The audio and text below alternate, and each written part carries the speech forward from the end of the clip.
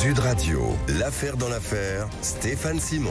Bonjour à tous, bienvenue pour votre rendez-vous du fait divers, du fait de société, une émission que nous réalisons en partenariat avec la revue trimestrielle Affaires criminelles. Avec moi aujourd'hui Jade Serrano, journaliste d'investigation. Bonjour Jade. Bonjour Stéphane Simon. Jean-Marie Bordry, la voix lumineuse des week-ends sur Sud Radio. Merci Stéphane et bonjour. Bonjour. Nous accueillons aujourd'hui Olivier Vial, directeur du CERU et de l'Observatoire des radicalités. Bonjour. Bonjour.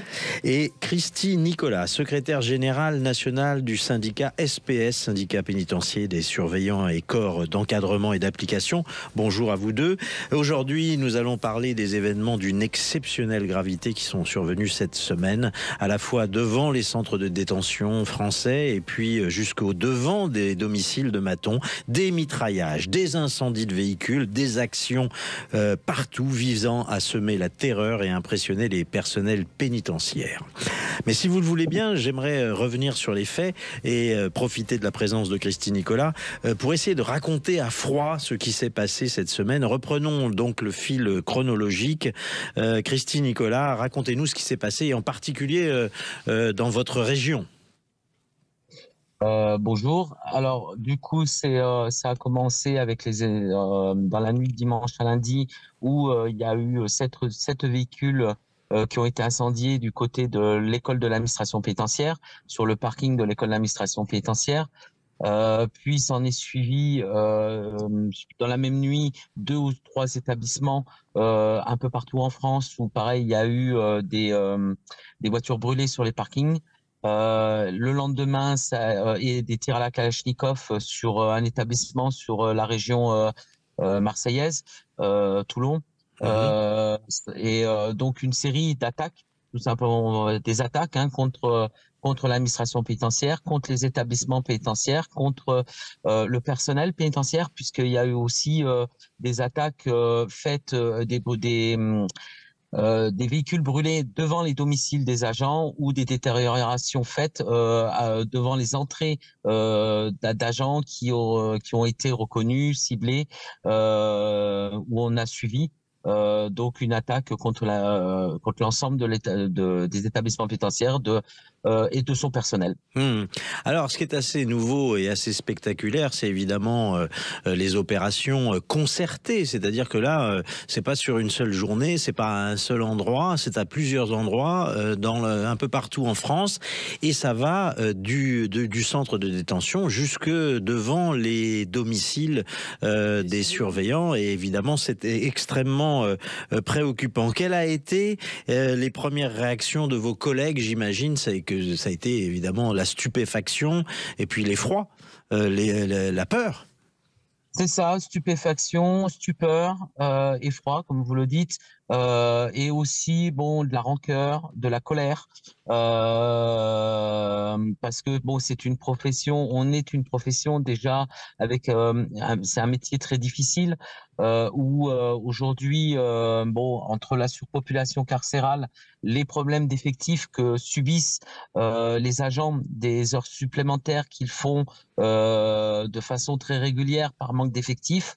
Aujourd'hui, vous venez rajouter tout simplement où on tente de les intimider, puisque c'est de ça dont il s'agit, bien sûr. Ouais. Voilà, le but, c'est d'intimider. Alors, d'intimider le personnel, d'intimider des professionnels de travailler ou de vouloir travailler, et dans un but aussi d'intimider l'État, puisque derrière, c'est l'uniforme qu'on porte. Et c'est l'État qu'on cherche à intimider. Christine Nicolas, ça fait des années qu'on a des témoignages de policiers ou aussi d'épouses de policiers qui nous expliquent que leurs enfants à l'école, par exemple, sont souvent insultés, voire menacés parce que leurs parents sont policiers. Est-ce que vous vivez la même chose, vous, surveillants pénitentiaires? Est-ce que vos familles sont menacées dans la vie de tous les jours, indépendamment de ce qui s'est passé depuis une semaine, pour le métier que font le père ou la mère? De plus en plus. C'est quelque chose qu'on connaît quand on fait ce métier. On sait très bien à quoi on s'attend, où on peut s'attendre. Maintenant, justement à des intimidations, en détention, des insultes, des violences. Ça, c'est en détention, mais dans la vie de tous les jours, à quoi vous vous attendez? dans la vie Très de tous les jours, c'est un risque qu'on sait très bien qu'on a, puisque un détenu n'est pas incarcéré à vie. Donc, du coup, il peut être libéré, vous pouvez le croiser, donc c'est un risque qu'on sait pertinemment tous, mais qui ces dernières années s'est accentué parce que c'est essayer tout simplement de faire pression dans le but de corrompre aussi, justement par rapport aux narcotrafiquants, et d'intimider à l'extérieur. Donc autant c'est quelque chose qu'on avait conscience et qui était de façon, je dirais, de façon. C'était les risques du métier pour vous avant, mais ça s'aggrave. On vous intimide dans quel but? Puisqu'après tout, une fois qu'un prisonnier est en prison, il ne peut pas en sortir, sauf à ce que le juge en décide. Donc, qu'est-ce qu'on cherche à obtenir de vous par la force ou par l'intimidation? Tout simplement de corrompre, de faire entrer, de pouvoir alimenter leur trafic. Drogue, téléphone, ordinateur. Voilà, tout à fait. Pour qu'ils puissent aussi avoir des téléphones portables et qu'ils puissent continuer leur trafic à l'extérieur. Par exemple, ce qui s'est passé avec l'affaire du péage d'Incarville et du détenu Emra. Donc voilà, leur but étant de pouvoir tout simplement continuer ce qu'ils faisaient à l'extérieur, à l'intérieur. D'accord. Alors, il y a quelque chose de nouveau dans ces actions coordonnées, c'est qu'on retrouve des signatures de revendications DTPF ou DDFM. Jade Serrano, qu'est-ce que ces sigles veulent dire ? DDPF, ce sont des tags qui ont été retrouvés sur les murs des prisons. L'acronyme signifie Défense des droits des prisonniers français. Ouais. Ce serait une revendication de groupe dit anarchiste, donc voilà, donc libertaire, libertarien. On va le voir plus tard. Oui, avec on va voir invité. avec Olivier Vial dans Voilà. un instant, s'il n'est pas du tout de cet avis. En tout cas, ce qui est inédit, c'est que le parquet antiterroriste a été saisi. Ouais. Et ça, on va au-delà, en tout cas, les autorités judiciaires se demandent s'il s'agit ou non de groupes revendiqués comme pouvant porter atteinte à la sûreté de l'État. Est-ce que, Christine Nicolas, vous aviez entendu parler de ce groupe DTPF ? DDPF, pardon. C'est nouveau, ça vient de sortir ou c'est quelque chose qui déjà circule depuis un certain temps ? Non, c'est complètement nouveau et ça date tout simplement des événements qu'on subit depuis quelques jours. On n'a jamais entendu parler, que ce soit à l'intérieur ou que ce soit à l'extérieur des prisons. D'accord. Mais ce qui est étonnant, Christine Nicolas, c'est qu'auparavant, il y avait quand même des menaces extrêmement fortes des groupes terroristes, notamment Daesh, qui appelaient régulièrement à mettre à mal les personnels pénitentiaires. Aujourd'hui, vous avez l'impression qu'il y a une nouvelle menace qui pèse sur vous ? Difficile pour l'instant, en l'état des choses, difficile de savoir si, vous l'avez évoqué, est-ce que c'est des groupes d'extrême gauche, est-ce que c'est du narcotrafiquant. Difficile en tout cas d'être unanime sur le sujet pour l'instant. On n'a pas assez de recul, on n'a pas assez d'éléments. Il semblerait, au vu des déclarations qui ont été faites par le directeur de l'administration pénitentiaire ou par le ministre lui-même, ministre de la Justice, garde des Sceaux, que la piste la plus probable, c'est celle effectivement du narcotrafiquant. Voilà, pour l'instant, et puis bon, il y a une enquête qui est en cours et il y a des éléments aussi par rapport à l'enquête qu'on ne veut pas forcément divulguer. Bien Oui, sûr. Mais l'usage de la Kalachnikov, ça porte quand même question, ça pose des questions. C'est pas des méthodes, en tout cas, c'est pas des méthodes normalement d'extrême gauche, de partis d'extrême gauche. Voilà. Surtout à Toulon, c'est plus quand même en possession généralement des narcotrafiquants marseillais. C'est ça, on est d'accord. Bon, alors, si vous le permettez, on va revenir dans un instant. On va s'interroger sur, évidemment, les conséquences de ces manœuvres d'intimidation, mais aussi, on va se demander qui peut en être à l'origine. Et on va écouter le président de l'Observatoire des radicalités et se demander si nous sommes en train de vivre la même situation qu'en Colombie. On revient tout de suite dans un instant sur Sud Radio. Sud Radio, l'affaire dans l'affaire, Stéphane Simon. De retour dans l'affaire, une émission en partenariat avec la revue trimestrielle Affaires criminelles. Aujourd'hui avec moi, Olivier Vial, directeur du CERU et de l'Observatoire des radicalités, qu'on est ravi d'accueillir. Christine Nicolas est également avec nous, c'est le secrétaire général national du syndicat SPS, syndicat pénitentiaire des surveillants et corps d'encadrement et d'application. Et puis nous sommes en compagnie de Jade Serrano, journaliste d'investigation. Toujours là. Et évidemment Jean-Marie Bordry. Toujours. Les Avec fringantes voix des matinales sur Sud Radio. Nous parlons aujourd'hui des actions coordonnées visant à intimider les surveillants de prison, les matons, comme on dit, incendie de véhicules, survol de drones, mitraillage des actions visant des centres pénitentiaires ou leurs agents, car il y a eu aussi des actions devant les domiciles, et cela pendant 3 nuits. Alors, les conséquences de ces manœuvres d'intimidation, avant de demander son avis à Christine Nicolas, je voudrais vous interroger, cher Olivier Vial. Je rappelle que vous êtes le président de l'Observatoire des radicalités, que vous réfléchissez beaucoup à ces problématiques. On parle en boucle des narcotrafiquants, on parle de la piste de l'ultra-gauche, on parle même d'une jonction des luttes. Vous aviez pas l'air tout à fait d'accord à l'évocation de la piste de l'ultra-gauche. C'est vrai qu'aujourd'hui, au vu des premiers éléments dont on a en possession, il y a 3 pistes qui existent. La piste des narcotrafiquants, l'ingérence étrangère, qu'il faut peut-être pas tout à fait exclure, et puis la piste de l'ultra-gauche. Pendant un petit temps, on a cru à l'ultra-gauche, sauf qu'on a effectivement quelques éléments qui font que, en tout cas, les premiers événements de cette semaine ne sont pas, à mon avis, de la signature de l'ultra-gauche, ce qui ne veut pas dire que dans quelques jours, on n'aurait pas des répliques d'ultra-gauche, d'autant plus que l'ultra-gauche avait prévu des actions sur les prisons, mais à partir de la semaine prochaine. Donc eux, ils avaient lancé un mot d'ordre qui était à partir du 24 avril. Donc ça les a pris un petit peu de court. Sur le groupe Telegram, on est d'accord. Non, effectivement, sur leurs différents sites anarchistes, sur IATA, sur Contre-Attaque, etc. Il y avait un événement prévu dans la région toulousaine le 24 avril. Et effectivement, quand on regarde ce qui s'est passé, l'utilisation d'une Kalachnikov, c'est pas du tout les méthodes de l'ultra-gauche. L'ultra-gauche a arrêté d'utiliser des armes depuis le milieu des années 80, en tout cas pour l'instant, même si effectivement on a une radicalisation ces derniers jours avec des incendies de plus en plus importants. Il y a eu un McDo incendié à Toulouse, il y a eu une usine qui a été totalement dégradée dans la région de Saint-Égrève, mais on voit que c'est pas tout à fait la cartographie de l'extrême gauche. Notamment la région marseillaise est pas une région qui est aujourd'hui où ils sont extrêmement importants. On aurait plus ça dans la région toulousaine ou dans le haut de la vallée du Rhône. Deuxième chose, c'est qu'effectivement on a des gens qui sont assez jeunes.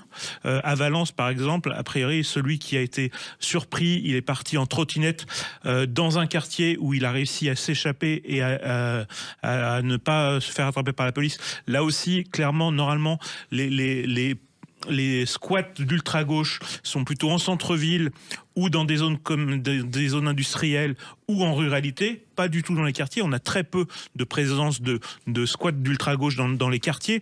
Et le fait d'arriver avec une aussi grande connaissance des quartiers et d'arriver à disparaître comme ça au nez de la police, c'est plutôt le signe effectivement du narcotrafic et de gens qui effectivement savent que dans les quartiers, ils sont protégés. Enfin, quand on regarde le groupe Telegram, la signature n'est pas effectivement classique d'un mouvement d'ultra-gauche, la présence notamment du mot français. Défense des prisonniers français. Un groupe anarchiste ne voudrait jamais défendre des prisonniers français parce que tout prisonnier doit être défendu, quelle que soit sa nationalité. Ça, c'est la première chose. La seconde chose, c'est qu'effectivement, on retrouve aucun des concepts de l'ultra-gauche, notamment la dénonciation du carcéral. Le mot n'apparaît pas, alors que eux, dans tous leurs textes, on a ces mots-là. On a plein de marqueurs d'ultra-gauche qui ne sont pas présents. Par contre, on voit bien qu'effectivement, on a des marqueurs qui sont plutôt ceux des narcotrafiquants, avec quand même la volonté de créer quelque chose de nouveau. On pourrait, d'ordinaire, on dirait que c'est quelque chose fait sous fausse bannière. Ils ont essayé, en faisant ce groupe-là, de voir un côté un peu plus revendicatif, notamment en parlant des droits humains, etc. on peut penser plutôt que c'est plutôt les narcotrafiquants ou peut-être, si on a le temps, l'ingérence étrangère qui est derrière. Oui, on va y venir. Puisque là, derrière ce groupe-là, on a effectivement il y a deux choses qui se passent. On voit bien qu'il y a eu ceux qui ont fait les actions d'incendie et de mitraillage, et puis ceux qui gèrent le groupe. Le groupe a été créé le 12 avril, donc 2 jours avant le groupe Telegram, 2 jours avant les premières actions. Il y a eu au maximum jusqu'à un peu plus de 1000 personnes sur ce groupe-là. Il semble que parmi les gens qui étaient sur le groupe-là, pas mal de prisonniers. Le discours qui était tenu sur ce groupe-là était effectivement extrêmement virulent, et aussi quand même beaucoup sur la remise en cause des conditions. Donc le risque des conditions de détention. Des conditions de détention. Le risque effectivement, c'est aussi de vouloir mettre la pression et de commencer à peut-être susciter soit des mutineries, soit en tout cas des actions à l'intérieur des prisons. Et ça, effectivement, ce genre d'action aurait pu avoir le soutien de l'ultra-gauche, et c'est pas impossible que dans les jours qui viennent, l'ultra-gauche, au moins sur cette partie de communication, en rajoute. Mais pour l'instant, les premiers éléments nous donnent plutôt une piste qui serait soit du narcotrafic, soit effectivement de l'ingérence étrangère. Oui, justement, cette fameuse piste que vous qualifiez d'ingérence étrangère. Avant de retrouver Christine Nicolas pour lui demander son avis, je voulais en savoir un peu plus. Est-ce que ce serait, par exemple, un État avec lequel nous avons quelques difficultés en ce moment, l'Algérie, qui agiterait des réseaux en France? Alors, pour l'instant, on n'a aucun élément là-dessus. Effectivement, on sait juste que la DZ Mafia a clairement des liens, en tout cas une aspiration algérienne extrêmement forte. DZ, c'est pour Al Jazeera, ça veut dire Algérie. Ça veut dire Algérie, et effectivement, ils sont la plupart des cadres de ce mouvement-là sont algériens. Pour l'instant, l'Algérie n'a jamais, en tout cas à ma connaissance, eu des actions de cet ordre-là. Mais on sait que des ingérences étrangères dans le domaine existent, notamment ceux qui ont été les plus virulents ces derniers mois, c'est l'Iran.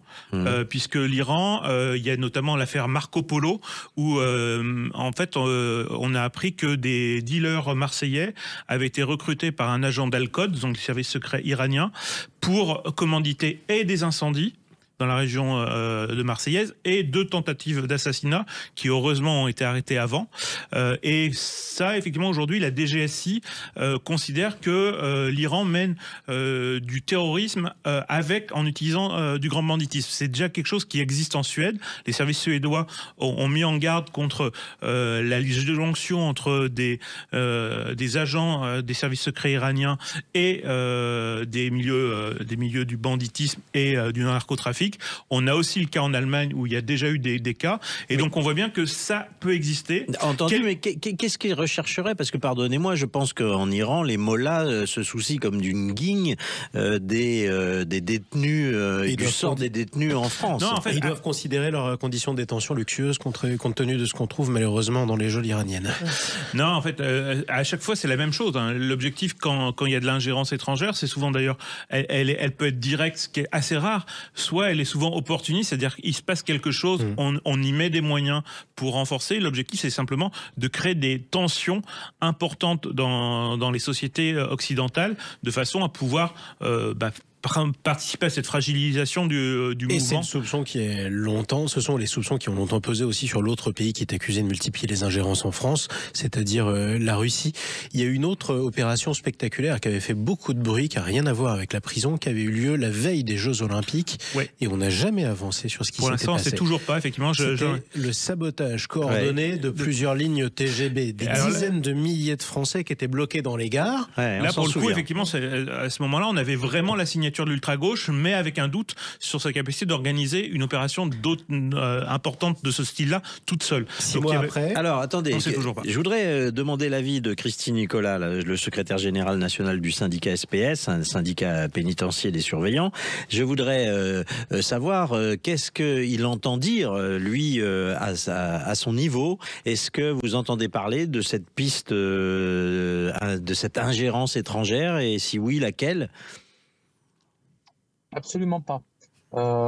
Nous, alors que ce soit à l'intérieur des établissements ou que ce soit les retours avec la direction de l'administration pénitentiaire ou le cabinet du ministre, Pour l'instant, il y a que 2 pistes qui sont évoquées. C'est soit donc les mouvements d'extrême gauche ou le narcotrafiquant. Non, le ministre parle aussi de la possibilité d'ingérence étrangère. Il l'a redit sur CNews il n'y a pas longtemps. Là. En dernière, disons qu'il évoque peut-être la possibilité, mais vraiment en marge, en marge. Et en tout cas, il y a des services de renseignement, ils sont en collaboration aussi avec le ministère de l'Intérieur et le ministère de la Justice. Donc, en tout cas, il est lui sur un petit peu tout ce qu'il a pu dire. Il est très comment dire ça, très affirmatif quand même, une grosse partie à justement être sur le narcotrafiquant. Alors après, il y a quand même aussi en lien toutes les annonces qui ont été faites et sur lesquelles on travaille, l'administration pénitentiaire, le ministère de la Justice travaille sur l'établissement de haute sécurité qui avance. Ce serait une manière de répondre à ce projet de loi, à ce projet de construction de centres de haute sécurité où on isolerait les chefs des narcotrafics en France. Alors, je vous propose de revenir dans un instant. Faut-il répondre à cette situation tout à fait exceptionnelle par des mesures d'autorité exceptionnelles? Faut-il s'inspirer de modèles comme le modèle du Salvador? On va le détailler dans un instant. On pose toutes ces questions à nos invités. À tout de suite sur Sud Radio. Sud Radio, l'affaire dans l'affaire, Stéphane Simon. Retour dans l'affaire sur Sud Radio, une émission en partenariat avec la revue trimestrielle Affaires criminelles. Avec moi aujourd'hui, Olivier Vial, directeur du CERU et de l'Observatoire des radicalités. Christine Nicolas également est avec nous, secrétaire générale nationale du syndicat SPS, syndicat pénitentiaire des surveillants et corps d'encadrement et d'application. Jade Serrano également avec nous, journaliste d'investigation, et Jean-Marie Bordry que vous connaissez. Nous parlons aujourd'hui des actions coordonnées visant à intimider les surveillants de prison. Incendie de véhicules, survol de drones, mitraillage. Des actions visant les centres de pénitenciers et leurs agents ont eu lieu pendant 3 nuits cette semaine. Et évidemment, c'est tout à fait nouveau. Nous n'y étions pas habitués. Alors, que faire face à cette flambée de violence aux abords des prisons et devant les domiciles de surveillants? Christine Nicolas, je vais vous poser cette question toute simple. Vous demandez l'intervention de l'armée.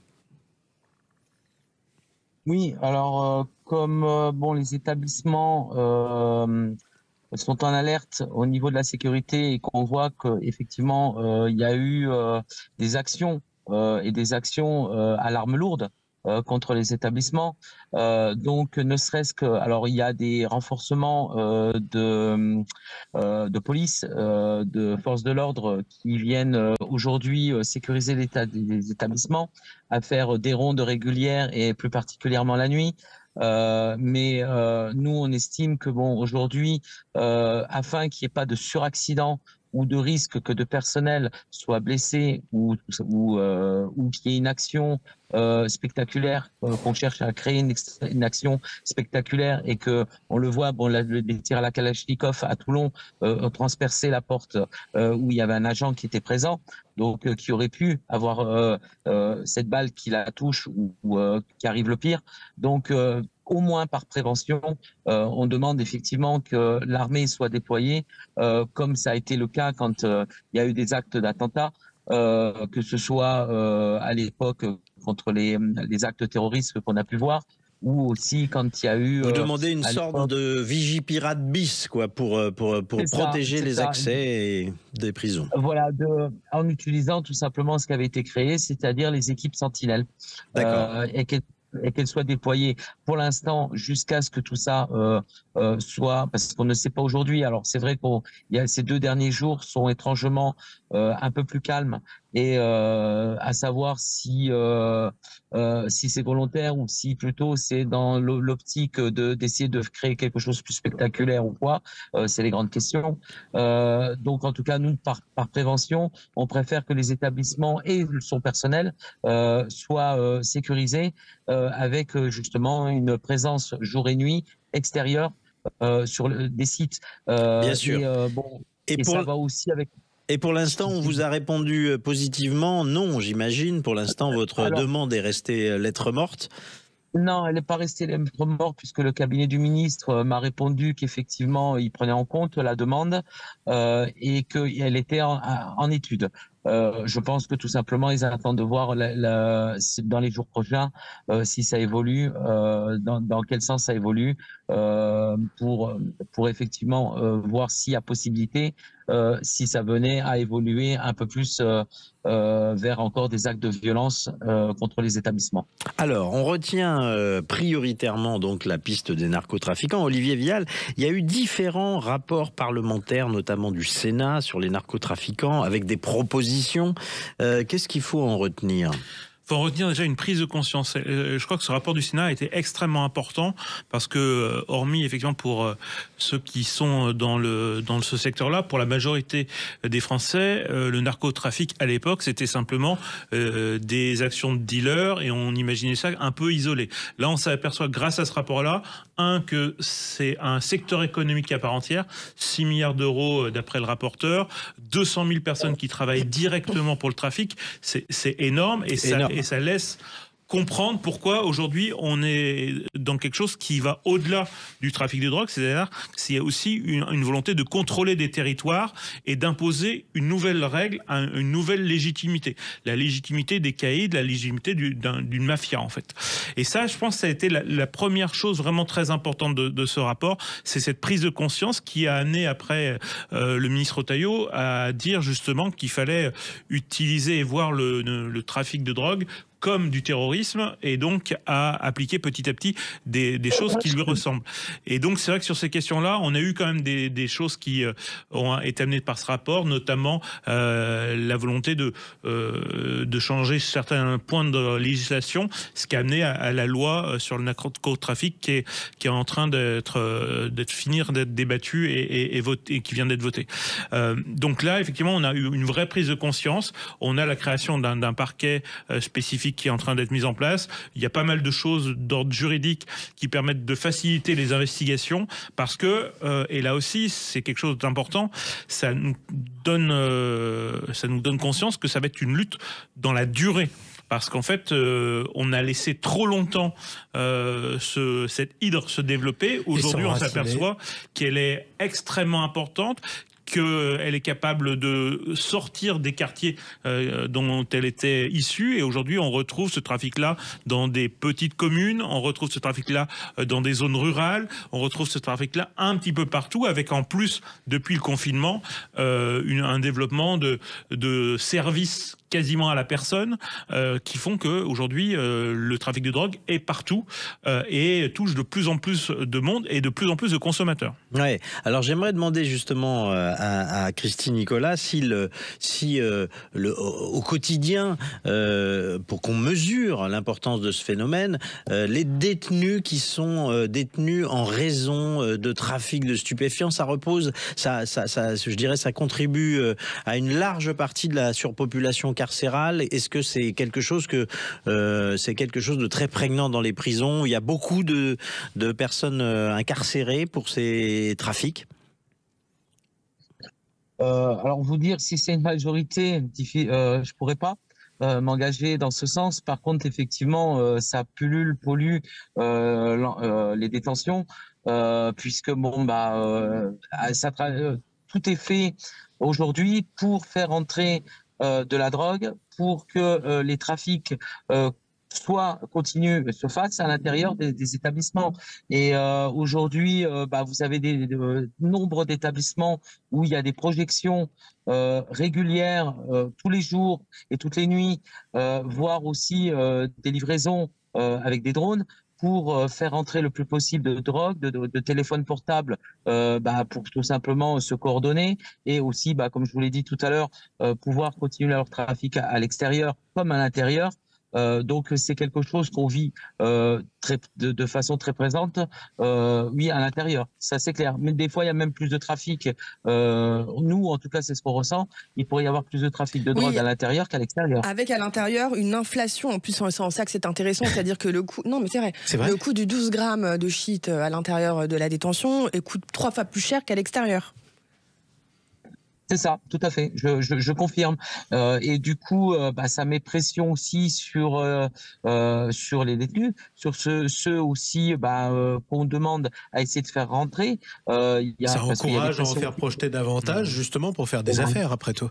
Ce qui paraît logique. Qu'est-ce qu'il faudrait, Christine Nicolas, pour que les prisons deviennent ce qu'elles ont toujours été censées être, c'est-à-dire quelque chose dans laquelle rien n'entre sans que ce soit autorisé par vos services? Justement, tout simplement, ce qu'on essaye de mettre en place, des prisons de haute sécurité, où et ça veut dire quoi? Ça veut dire des fossés autour de la prison, un no man's land, une cour avec un toit. C'est ça, disons que c'est d'éviter tout contact avec l'extérieur, puisque tout contact avec l'extérieur amène à pouvoir faire entrer. Et c'est la base de justement ces prisons de haute sécurité. Ouais. C'est d'isoler, c'est d'éviter les contacts avec l'extérieur. Pour que justement ils ne puissent pas faire entrer téléphone portable, drogue et ainsi de suite. Alors nous par exemple on demande que les domaines pénitentiaires, là où c'est possible, parce que bien sûr il y a des établissements, des anciennes constructions en centre-ville où c'est absolument pas possible, mais il y a des centres qui eux sont dans les champs ou ont des espaces. Donc on demande nous qu'il y ait une sécurisation des domaines. Mais pardonnez mon inquiétude, Christine Nicolas. On sait, pour vous inviter régulièrement tous les mois à peu près, notamment sur Sud Radio, qu'on manque de prisons normales. Là, non seulement vous nous dites, non seulement il faut en construire davantage pour avoir suffisamment de places de prison, mais si je vous suis, il faudrait carrément reconstruire celles qui existent déjà, puisqu'elles ne sont pas isolées de l'extérieur. On a 20 ans de retard, malheureusement.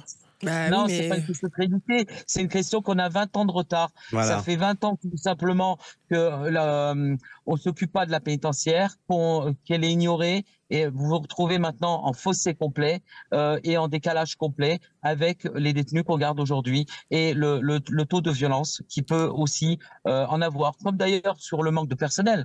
Le manque de personnel, ça ne s'est pas fait comme ça. C'est parce que on a baissé les budgets, les recrutements depuis 20 ans, et on se retrouve aujourd'hui avec des plans 13 000 dans les années 80 où on avait embauché en masse, qui maintenant vont partir en retraite, et où les recrutements n'ont pas pu se faire, n'ont pas été faits en conséquence. Et vous retrouvez aujourd'hui avec 4000, c'est 4000 agents qui aujourd'hui manquent dans les établissements. On sent qu'un grand plan prison a été serait bien nécessaire, mais qu'il a été repoussé depuis 20 ans.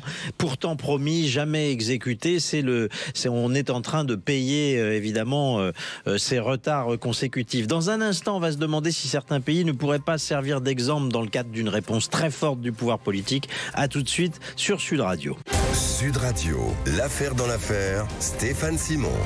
Retour dans notre émission spéciale après cette semaine un peu folle que nous avons vécue. Incendie de véhicules, survol de drones, mitraillage, des actions coordonnées partout visant à intimider les surveillants de prison. Quelle doit être la réponse de l'État? Faut-il s'inspirer du modèle d'autres pays qui sont plus avancés que nous dans la lutte contre le trafic de drogue? On se pose toutes ces questions avec nos invités. Olivier Vial, rebonjour, directeur de l'Observatoire des radicalités et du CRU. Et Christine Nicolas, secrétaire générale nationale du syndicat SPS, syndicat pénitentiaire des surveillants et corps d'encadrement et d'application. Je suis également avec Jade Serrano et mon complice Jean-Marie Bordry. Toujours là. Alors, quels pays peuvent inspirer la France dans le cadre d'une réponse ferme? Est-ce que on parle beaucoup en ce moment du Salvador? Le jeune président élu, Nayib Bukele, a décidé de lutter contre les crimes des narcotrafiquants, d'établir un état d'urgence. Il a fait également procéder à des vagues d'arrestations. Il est revenu sur un certain nombre de lois jugées trop laxistes. Il empêche désormais le regroupement de narcotrafiquants à l'intérieur des prisons. Et le moins que l'on puisse dire, c'est qu'il a eu des résultats très spectaculaires, Olivier Vial. Ah oui, effectivement, la volonté, et là, c'était l'expression d'une volonté politique extrêmement forte qui a été, alors qui peut être critiquée sur certains points, mais au moins... Sur le plan des droits humains, voilà, comme on mais dit. au moins, en tout cas, pas au niveau des résultats. Les résultats sont sans appel. En très peu de temps, il a réussi. Mais ce qui est intéressant, et on retrouve ça au Salvador, on retrouve ça aussi aux États-Unis, c'est qu'on est vraiment dans une logique de guerre. Ouais. Chez nous, le président Macron a souvent l'habitude d'employer un lexique guerrier. Ouais, mais il fait la guerre contre les virus. Il fait la guerre contre à peu près tout, mais sans qu'en fait on aille au-delà des mots. Parce que là, au Salvador, comme d'ailleurs aux États-Unis, l'idée ça a été vraiment de renforcer les moyens, de considérer au Salvador que c'était quasiment une grande cause nationale. Une cause nationale, mais quasiment une puissance militaire à combattre à l'intérieur. Et effectivement, les cartels avaient pris une telle place qu'effectivement, on était vraiment dans une logique séparationniste et avec vraiment des moyens. Et aux États-Unis, Donald Trump a, lui, considéré que les cartels étaient des organisations terroristes et donc il luttait contre des mouvements terroristes.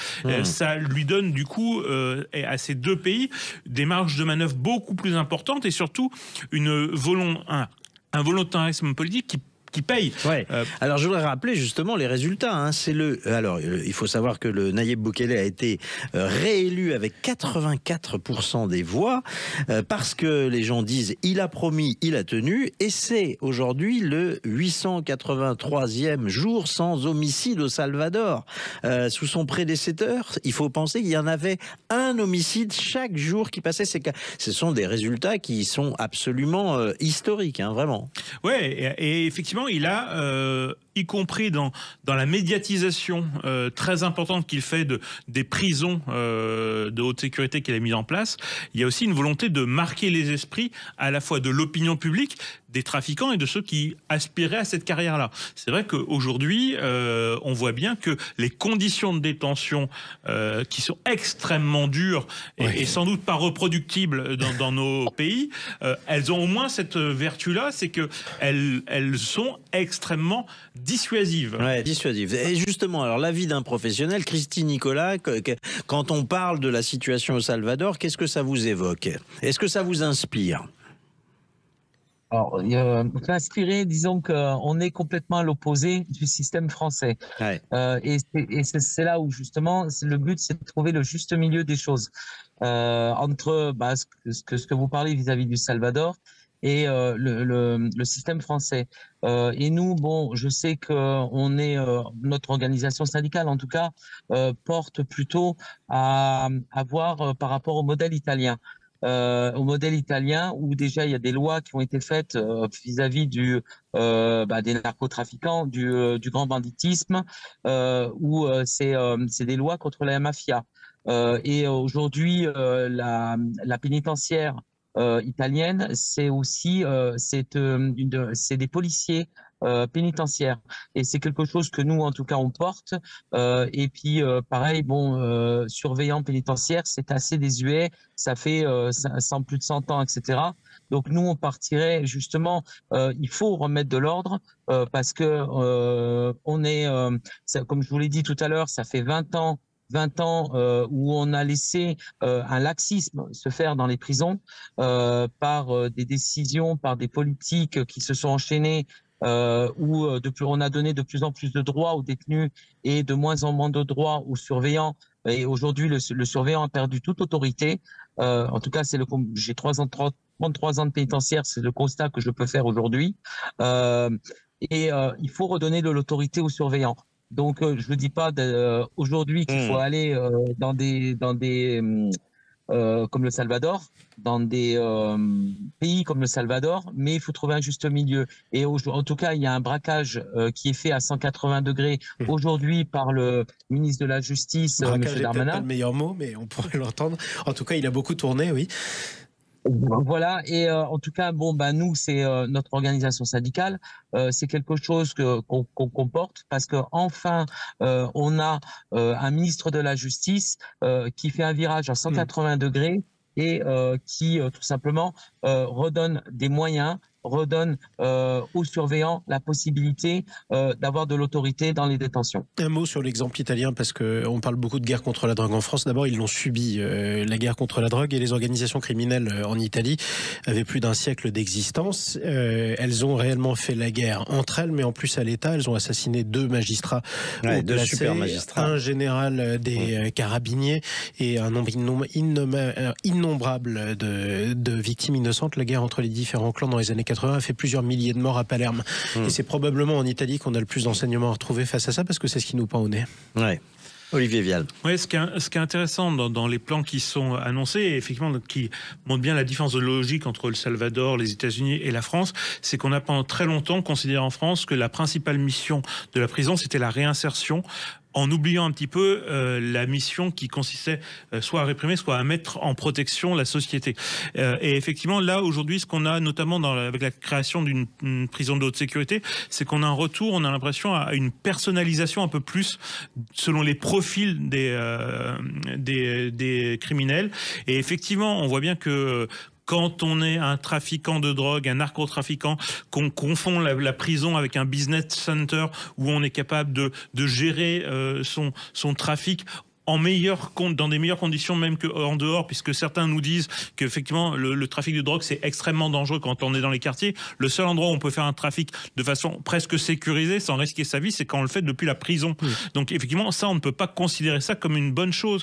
Et effectivement ce point-là de remettre les profils les plus dangereux dans une prison beaucoup plus dure et en faisant basculer peut-être un petit peu le curseur vers plus de répression et moins de volonté de réinsertion, qui en réalité, on ne peut pas réinsérer tous les profils. Il y a des profils où effectivement c'est très important de mettre en place des politiques de réinsertion. Mais le grand trafiquant de drogue qui est totalement dans ce milieu-là, c'est compliqué. Sauf que pour détruire les réseaux, il faudra aussi s'appuyer sur certains repentis, ce qu'on ne faisait pas avant et qu'on va devoir faire. Et que la loi prévoit. Maintenant. Voilà, exactement. C'est vrai que 60% de récidive dans le trafic de drogue. 60% de récidive, c'est dernière question pour Christine Nicolas. On a beaucoup parlé des surveillants pénitentiaires, du personnel, de leur famille, mais comment les détenus eux-mêmes ont réagi aux attaques dont vous avez été la cible cette semaine? Alors pour l'instant, je dirais qu'il y a peu de réactions, un peu la surprise au départ, mais en tout cas les détentions sur les informations qu'on a sont calmes. Les détenus n'ont pas l'air d'y prêter forcément attention. En tout cas, c'est ce qu'on ressent. Maintenant, ça peut très vite dégénérer. Donc du coup on reste extrêmement prudent et concentré. Après alors je sais que vous avez évoqué en début d'émission la possibilité d'embrasement. Alors c'est vrai ça fait de nombreuses années qu'on n'a pas subi ou qu'on n'a pas eu à déplorer des émeutes ou des mouvements collectifs de grande ampleur. Alors après, il y a aussi tout simplement des forces de sécurité telles que les ERIS, les équipes régionales de sécurité, qui ont été créées pour justement pallier ce genre de problématiques. Des GIGN de la pénite. Voilà, qui permet aujourd'hui de répondre à des interventions très rapides et de suite. En tout cas, si l'objectif de ça était de faire brûler toutes les prisons de France en même temps, pour l'instant, l'objectif n'est pas atteint. Mais avant les attaques de dimanche à lundi, Christine Nicolas, pour vous, les narcotrafiquants dans les prisons, c'était vraiment une population à risque? C'était une population qui vous inquiétait? Ah oui, complètement, bien sûr, qui a strictement rien à voir avec les droits communs. Non, disons que c'est même pas ça. C'est que ça n'a rien à voir avec les actions de ces derniers jours. Mais je vous l'ai expliqué tout à l'heure. Alors déjà, vous avez la surpopulation aujourd'hui qui pose de réels problèmes. Puisque dès l'instant où vous parlez de surpopulation, ça crée des conflits, des tensions et des agressions sur le personnel beaucoup plus courantes. Et vous rajoutez à ça, effectivement, les pressions qu'il peuvent y avoir pour faire entrer de la drogue ou pour faire entrer tout objet, pouvoir faire son trafic aujourd'hui. C'est une population qui effraie beaucoup. Merci Christine Nicolas d'avoir été avec nous. Vous savez que Sud Radio reste à votre écoute. Olivier Vial, merci également d'avoir participé à l'émission. Vous pouvez retrouver notre émission sur la chaîne YouTube de Sud Radio. La semaine prochaine, on se retrouve samedi midi 13h pour une nouvelle affaire dans l'affaire. Tout de suite, on parlera de l'affaire Quentin la semaine prochaine. Exactement. Des affaires Quentin. Tout de suite, Alain Marty nous emmène sur les routes des vins de France. En toute modération. Bien sûr. Allez, à tout de suite.